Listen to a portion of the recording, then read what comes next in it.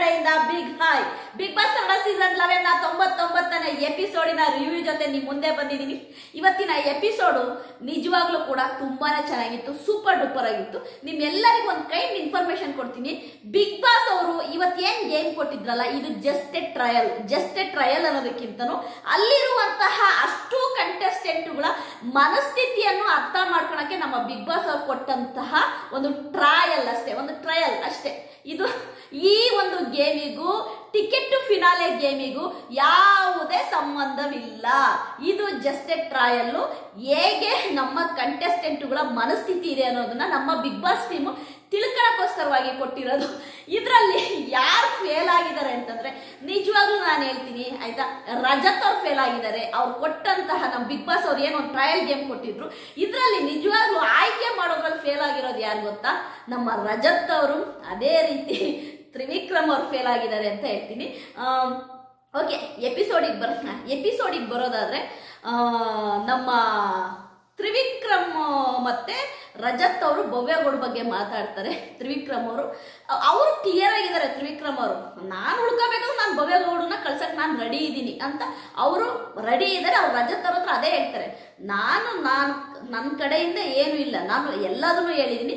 ಅವಳು ಅಂದ್ರೆ ಭವ್ಯಗೌಡ ನನ್ನ ಗೇಮನ್ನ ಎಷ್ಟು ಅವಳು ಆಯ್ತಾ ಕಾಪಿ ಮಾಡಿದಾಳೆ ಅಂತ ಗೊತ್ತು, ಅದೆಲ್ಲದು ನನಗೆ ಗೊತ್ತು. ಹಾಗಾಗಿ ಕಳಿಸ್ಬೇಕು ಮನೆಗೆ ಅಂತ ಬಂದ್ರೆ ನಾನು ಭವ್ಯನ ಕಳಿಸ್ತೀನಿ ಅಂತ. ಅದಲ್ಲದೆ ಈ ವಾರ ನಾನು ಕ್ಯಾಪ್ಟನ್ ಆಗಲಿಲ್ಲ ಅಂದ್ರೆ ಕಳಪೆನೂ ಕೂಡ ನಾನು ಭವ್ಯಗೌಡ ಕೊಡ್ತಿದ್ದೆ ಅಂತ ಹೇಳ್ತಾರೆ.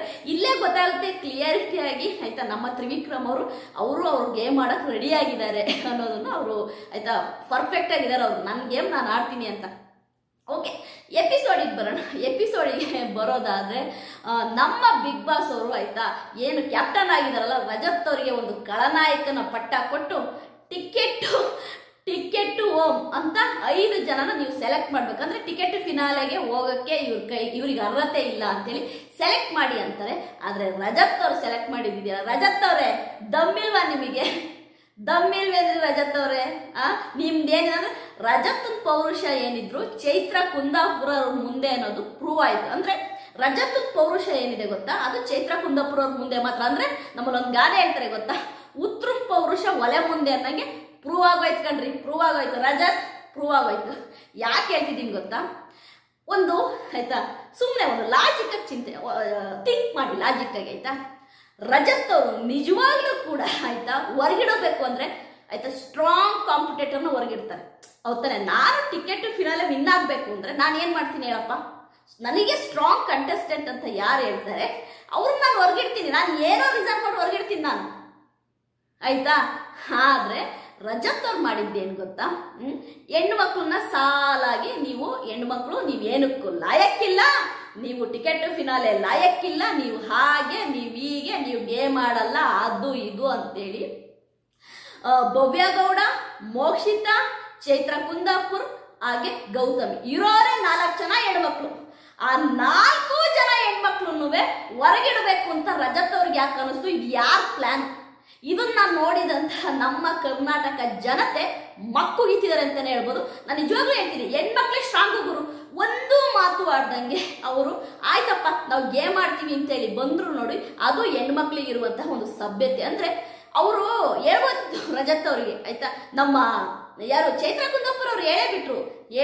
ಅಂದ್ರೆ ನೀವು 50 ದಿನ ಆದ್ಮೇಲೆ ಬಂದಿರೋರು ನಾವು ಡೇ 1 ಇಂದ ಇದೀವಿ ಆಯ್ತಾ, ನಮಗೆ ಗೊತ್ತು ಆಯ್ತಾ ಅನ್ನೋದು ಅದ್ರ ಬಗ್ಗೆ ತುಂಬಾ ಚೆನ್ನಾಗಿ ಹೇಳಿದ್ರು.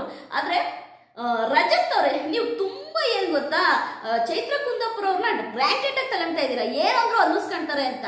ಇದು ಒಳ್ಳೇದಲ್ಲ, ಇದು ತುಂಬಾ ಗ್ರಾಂಟೆಡ್ ಆಗಿ ತಗೋಬಾರ್ದು ಯಾರನ್ನ. ಪಾಪ ಚೈತ್ರ ಕುಂದಾಪುರ ಅವ್ರ ಸುಮ್ಮನೆ ಇದ್ದಾರೆ, ಅವ್ರ ಜಾಗದಲ್ಲಿ ಬೇರೆ ಯಾರಾಗಿದ್ರು ಮಾಡ್ಕೊಡ್ದಿರೋರು ಆಯ್ತಾ.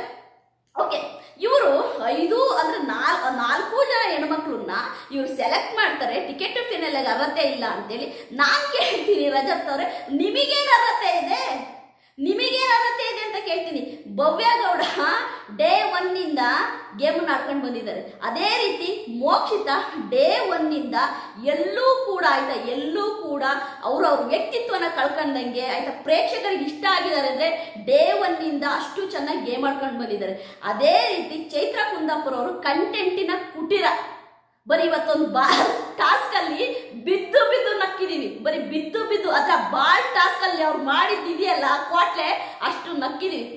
ಅದೇ ರೀತಿ ಗೌತಮಿ ಕೂಡ ಗೇಮ್ ಅಂತ ಬಂದ್ರೆ ಗೇಮ್ ಆಡಿದ್ದಾರೆ. ಈ 4 ಜನಕ್ಕಿಂತ ಬೆಟ್ರ ಅಂತ ನಿಮ್ಮನ್ನು ಕೇಳಿದ್ರೆ ರಜತ್ ಅವರೇ ನೀವು ಬೆಟ್ರ್ ಅಲ್ಲ.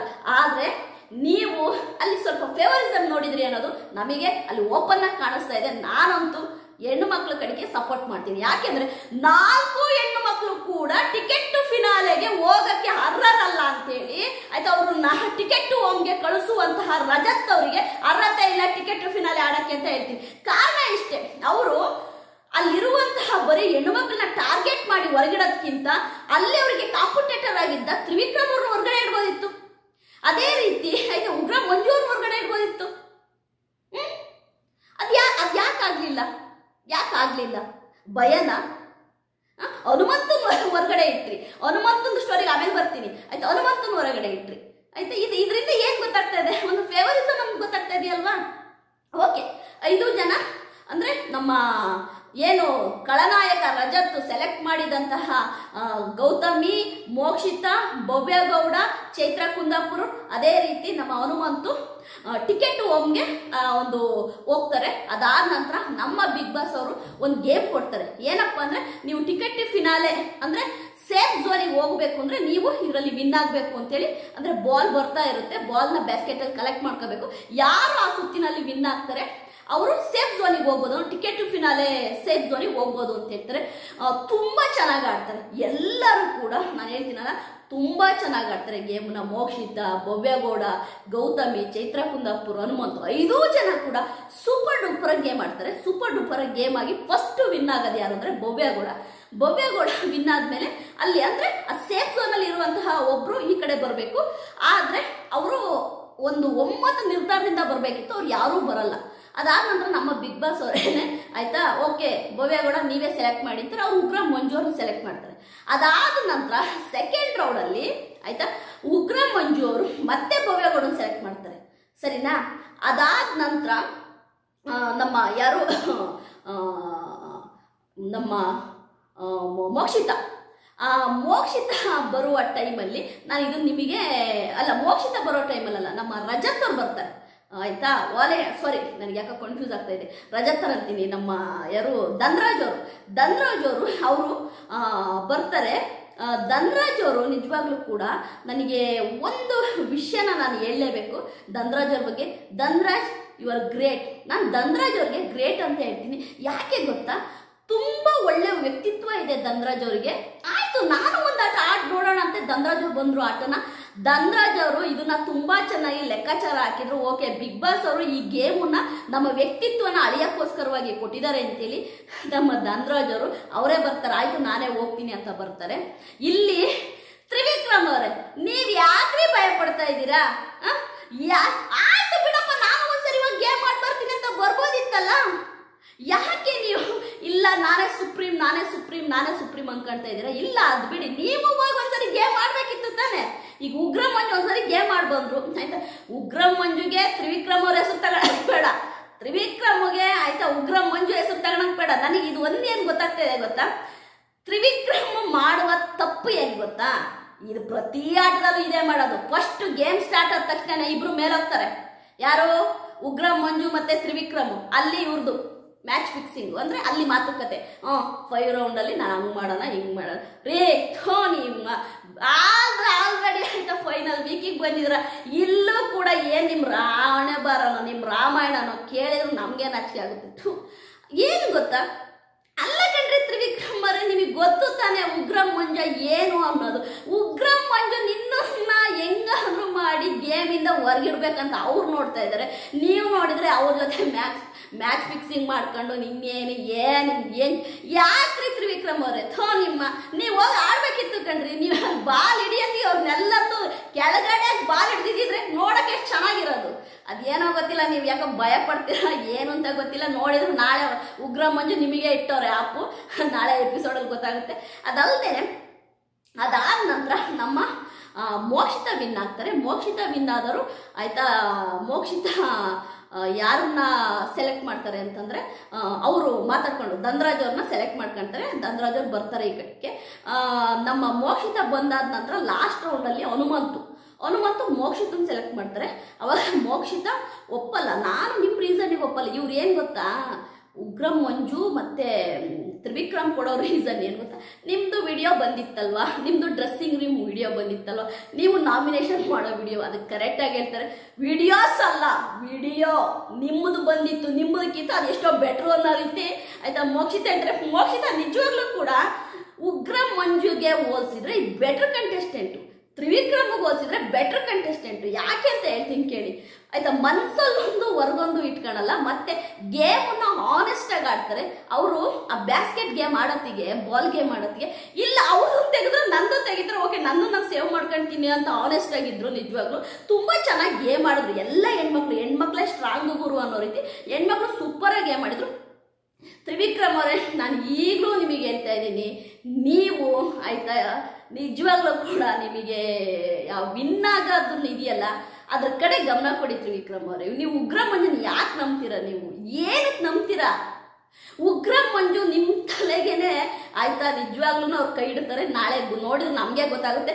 ನೀವು ಏನು ಗೊತ್ತಾ ತ್ರಿವಿಕ್ರಮ್ ಅವರೇ, ನಿಮಗೆ ನೀವು ಆನೆಸ್ಟ್ ಆಗಿರಿ, ನೀವು ಆನೆಸ್ಟ್ ಆಗಿರಿ. ಯಾವಾಗಲೂ ಅಷ್ಟೇ, ಒಬ್ಬ ಮನುಷ್ಯ ಅವನಿಗೆ ಅವನು ಆನೆಸ್ಟ್ ಆಗಿರ್ಬೇಕು. ನೀವು ಮೈಂಡ್ ಗೇಮ್ ಆದ್ರೂ ಆಡಿ, ಯಾವ ಗೇಮ್ ಆದ್ರೂ ಆಡಿ, ನಿಮಗೆ ನೀವು ಆನೆಸ್ಟ್ ಆಗಿರಿ. ನಿಮಗೆ ನೀವು ಆನೆಸ್ಟ್ ಆಗಿದ್ದಾಗ ನಿಮ್ಮ ಗೇಮ್ ಕಡೆ ನೀವು ಫೋಕಸ್ ಆಗ್ತೀರಾ. ನೀವು ಯಾಕೆ ನಂಬ್ತೀರಾ ಉಗ್ರಂ ಮಂಜುನ? ಇದನ್ನ ಸುದೀಪ್ ಸರ್ ಅವ್ರು ಕೇಳ್ತಾರೆ, ನೀವು ನೋಡ್ತಾ ಇರಿ ಆಯ್ತಾ. ಧನ್ರಾಜನ್ನ ನಾನು ಗ್ರೇಟ್ ಅಂತೀನಿ, ತನ್ನಿಚ್ಚಿಗೆ ನಾನು ಹೋದ ಆಯ್ತು ಓಕೆ, ನಾನು ಆಡ್ ನೋಡ್ತೀನಿ ಅಂತ. ಇದು ಟ್ರಯಲ್ ಗೇಮು, ಅದನ್ನ ಧನ್ರಾಜು ತುಂಬಾ ಚೆನ್ನಾಗಿ ಅರ್ಥ ಮಾಡ್ಕೊಂಡ. ಓಕೆ, ಇದು ಟ್ರಯಲ್ ಗೇಮು, ಓಕೆ, ಇದು ನಮ್ಮ ವ್ಯಕ್ತಿತ್ವಕ್ಕೋಸ್ಕರ ಕೊಟ್ಟಿರೋದು, ನಾವೇನ್ ಮಾಡ್ತೀವಿ ಅನ್ನೋದಕ್ಕೆ. ಇಲ್ಲಿ ನಿಜವಾಗ್ಲೂ ತ್ರಿವಿಕ್ರಮ್ ಅವರು ಆಯ್ತಪ್ಪ ನಾನು ಹೋಗ್ತೀನಿ ಅಂತ ಆಟ ಆಡಿ ಬರ್ಬೋದಿತ್ತು, ಅವರು ನೋಡಕ್ಕೂ ಚೆನ್ನಾಗಿರೋದು. ಉಗ್ರಂ ಮಂಜು ಈಗ ಒಂದ್ಸರಿ ಹೋಗಿ ಬಂದ್ರು, ಅದೇ ರೀತಿ ನಮ್ಮ ತ್ರಿವಿಕ್ರಮ್ ಅವರು ಹೋಗಿ ಬರ್ಬೋದಿತ್ತು. ಇಲ್ಲಿ ತ್ರಿವಿಕ್ರಮ್, ನಾನು ಈಗಲೂ ಹೇಳ್ತಾ ಇದ್ದೀನಿ ಆಯ್ತಾ, ನೀವು ಸೂಪರ್ ಡೂಪರ್ ಆಗಿ ಗೇಮ್ ಮಾಡ್ತೀರಾ, ಆದರೆ ನೀವು ಏನು ಅವಳೊಂದು ಫಿಲ್ಟರ್ ಹಾಕೊಂಡಿದ್ದೀರ ಆಯ್ತಾ, ಆ ಫಿಲ್ಟರ್ನ ತೆಗಿರಿ. ಮನ್ಸಲ್ಲೊಂದು ಬಾಯಲ್ಲೊಂದು, ಆ ಫಿಲ್ಟರ್ನ ತೆಗೆದುಬಿಟ್ರೆ ಇದೆಯಲ್ಲ ಸೂಪರ್ ಡೂಪರ್ ಆಗುತ್ತೆ. ಇವತ್ತು ಎಪಿಸೋಡು ಸೂಪರ್ ಆಗಿತ್ತು. ನಾನೀಗ ಹನುಮಂತ ವಿಷಯಕ್ಕೆ ಬರ್ತೀನಿ. ಹನುಮಂತು, ನಿನಗೇನು ಭಯನಾ? ನಿನಗೆ ಬೇರೆ ಹೆಸರು ಯಾರಿಗೂ ಸಿಕ್ಲಿಲ್ವಾ? ಮೋಕ್ಷಿತನ ಹೆಸರೇ ಬೇಕಾ? ಓ, ಮೋಕ್ಷಿತ ಅಂದ್ರೆ ಹನುಮಂತಗೆ ಈಸಿ ಟಾರ್ಗೆಟ್. ಓಕೆ, ಮೋಕ್ಷಿತನ ಹೆಸರು ತಗೊಂಡ್ರೆ ಏನು ಭಯ ಇಲ್ಲ. ಅದೇ ತ್ರಿವಿಕ್ರಮ್ ಹೆಸರು ತಗೊಂಡ್ಬಿಟ್ರೆ ಅಯ್ಯಯ್ಯೋ, ಹನುಮಂತ ಬಿಗ್ ಬಾಸ್ ನಲ್ಲಿ ಇರಕ್ಕಾಗುತ್ತಾ? ಉಗ್ರಂ ಮಂಜು ಹೆಸರು ತಗೊಂಡ್ರೆ ಹನುಮಂತು ಸುದೀಪ್ ಸರ್ ಅವ್ರನ್ನ ಹೇಳಿದ್ದು ನಾನು ಹೇಳ್ತಾ ಇದ್ದೀನಿ. ನೀನು ಮೂಕುನ್ ಥರ ಆ್ಯಕ್ಟ್ ಮಾಡ್ತಾ ಇದೀಯಾ. ನೀನು ಮೂಕುನ್ ಥರ ಆ್ಯಕ್ಟನ್ನ ನಂಬೋ ಜನ ತುಂಬ ಜನ ಕಮ್ಮಿ ಆಗ್ತಾ ಇದ್ದಾರೆ. ನೀನು ಒಳ್ಳೆಯವನೇ, ಆದರೆ ನೀನು ಒಬ್ಬ ಸ್ಟ್ರಾಂಗ್ ಕಂಟೆಸ್ಟೆಂಟ್ ಅಂತೇಳಿ ನಂಬ್ತಿರುವ ಜನಗಳಿಗೆ ನೀನು ಮೋಸ ಮಾಡಬೇಡ. ನೀನು ನಂಬ್ತಿದ್ದಾರೆ ಜನ, ನೀನು ಸ್ಟ್ರಾಂಗ್ ಅಂತ, ನೀನು ವಿನ್ ಆಗ್ತೀಯ ಕಪ್ ಅಂತೇಳಿ. ನಿನ್ನ ಕಪ್ಪನ್ನ ನೀನು ಬೇರೆಯವ್ರಿಗೆ ಬಿಟ್ಕೊಡ್ತೀಯ. ನೀನು ಯಾಕೆ ನಿನಗೆ ತ್ರಿವಿಕ್ರಮ್ ಹೆಸರು ಹೇಳಕ್ ಭಯನಾ? ಧನ್ರಾಜನ್ ನೋಡಿ ಕಲ್ತ್ಕೋ. ಧನ್ರಾಜು ಅಷ್ಟು ಪಾಪದಂಗಿದ್ದ ಡೇ ಒನ್ ಅಲ್ಲಿ. ಇವತ್ತು ಧನ್ರಾಜು ತ್ರಿವಿಕ್ರಮ್ ಹೆಸರು ತಗೊಂತಾನೆ, ಇದು ರಾಂಗ್ ಅಂತ ಹೇಳ್ತಾನೆ. ಉಗ್ರಂ ಮಂಜು ಹೆಸರು ತಗೊಂತಾನೆ, ಇದು ರಾಂಗ್ ಅಂತ ಹೇಳ್ತಾನೆ ಆಯ್ತಾ. ಹನುಮಂತು ಕಪ್ ಗೆಲ್ಲಕ್ಕೆ ಇಲ್ಲಿ ಬೇಕಾಗಿರೋದು ಏನು ಗೊತ್ತಾ? Honesty and transparency. ಅಂದ್ರೆ ನಾನೇನಿದೆ ಅದನ್ನ ಹೇಳ್ತೀನಿ, ಹೆಂಗಿದೆ ಅದನ್ನ ಹೇಳ್ತೀನಿ, ಅದು ಇರಬೇಕು ಹನುಮಂತು. ಇವಾಗ ನೀನು ಮೋಕ್ಷಿತನ ಹೆಸರು ತಗೊಂಡೆ, ಮೋಕ್ಷಿತನ ಹೆಸರು ತಗೊಂಡ್ರಿಂದ ಮೋಕ್ಷಿತಿಗೆ ಏನು ಲಾಸ್ ಇಲ್ಲ. ಮೋಕ್ಷಿತನಿಗೆ ಅರ್ಥ ಮಾಡ್ಕೊಳ್ಳುವಂತಹ ಕೆಪಾಸಿಟಿ ಇದೆ ಮೋಕ್ಷಿತಿಗೆ. ಯಾಕೆಂದ್ರೆ ಮೋಕ್ಷಿತನಿಗೆ ಗೊತ್ತು ಇದು ಟ್ರಯಲ್ ಗೇಮು, ನಮ್ಮ ಬಿಗ್ ಬಾಸ್ ಅವ್ರು ಕೊಟ್ಟಿರುವಂತಹ ಒಂದು ಟ್ರಯಲ್ ಗೇಮು. ಇದನ್ನ ಯಾಕೆ ನಾವು ತುಂಬಾ ತಲೆ ಕೆಡಿಸ್ಕೋಬೇಕು ಅಂತ ಮೋಕ್ಷಿತ ಸುಮ್ಮನೆ ಇದ್ದಾರೆ. ಬಟ್ ಹನುಮಂತು, ನೀನು ಒಂದು ಸ್ಟ್ರಾಂಗ್ ಆಗಿ ಇಲ್ಲ ತ್ರಿವಿಕ್ರಮ್ ಬರ್ಲಿ ಆಡ್ಲಿ, ನಾನು ಆಡ್ತೀನಿ ಅಂತ ಹೇಳಿದ್ದಿ, ನಾನು ಅಲ್ಲಿ ಹೋಗ್ತೀನಿ ತ್ರಿವಿಕ್ರಮ್ ಬರ್ಲಿ ಆಡ್ಲಿ ಅಂತ ಹೇಳಿದ್ರೆ ಅಗತ್ಯ ಗಮ್ಮತ್ತೆ ಬೇರೆ ಇರೋದು. ಬಟ್ ಹನುಮಂತು, ನೀನು ಹೇಗೋ ಆಗೋ ಹಂಗೆ ನೂಚ್ಕೊಂಡು ಫೈನಲ್ ಹೋಗೋಣ ಅಂತ ತಿಳ್ಕೊಂಡಿದ್ಯಾ. ಅದೇ ನಾನೇನು ಹೇಳ್ತೀನಲ್ಲ, 1 ದಿನ ಇರಲಿ 100 ದಿನ ಇರಲಿ, ಅಲ್ಲಿ ನೀನು ನಿನ್ನ ಚಾಪುನ್ ಹೇಗೆ ಮೂಡಿಸಿದೆ ಅನ್ನೋದೇ ಇಲ್ಲಿ ಮ್ಯಾಟ್ರ್ ಆಗೋದು.